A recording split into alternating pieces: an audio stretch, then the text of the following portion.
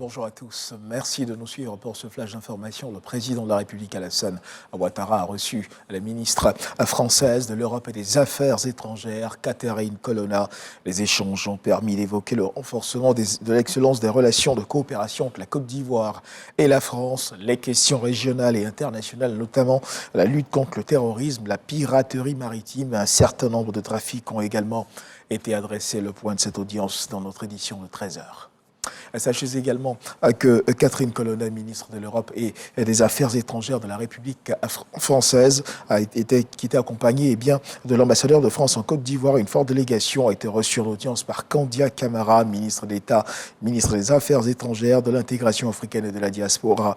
La rencontre s'est tenue donc dans la commune du Plateau, dans les locaux du dit ministère. Ils seront également reçus en audience et tout au long de leur présence ici en Côte d'Ivoire par d'autres autorités, certainement, et toujours dans le cadre de l'actualité nationale. Sachez que dans le cadre du renforcement des relations de coopération entre le COCAN 2023 et les autorités du Qatar, à l'effet de réussir l'organisation de la Coupe d'Afrique des Nations 2023, une mission du COCAN 2023 conduite par son président François-Albert Amichia a séjourné pendant 10 jours dans le pays hôte de la Coupe du Monde. Objectif, construire une bonne expertise d'organisation d'événements sportifs. On fait le point de cette visite avec Samuel Mech.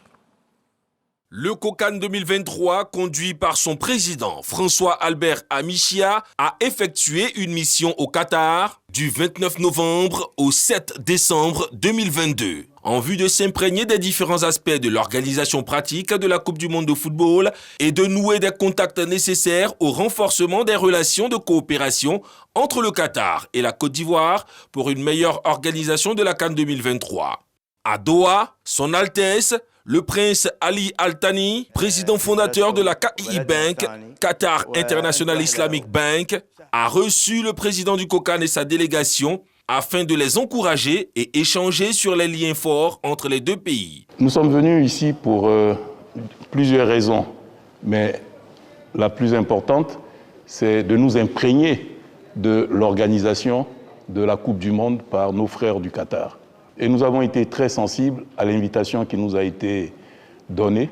Et nous voudrions donc dire merci à Sa Majesté l'Émir, à la Fédération de football du Qatar et au comité exécutif de l'organisation de la Coupe du Monde. Avant cette visite et en prélude à la signature d'accords de partenariat entre les fédérations ivoiriennes et qataries de football d'une part et du COCAN 2023 et le comité d'organisation de la Coupe du Monde d'autre part, la délégation a été reçue dans le désert qatari par Ahmad bin Ali Al Attiyah, ancien ministre de la Défense et actuel conseiller spécial en charge des affaires de défense de Sa Majesté l'Émir du Qatar.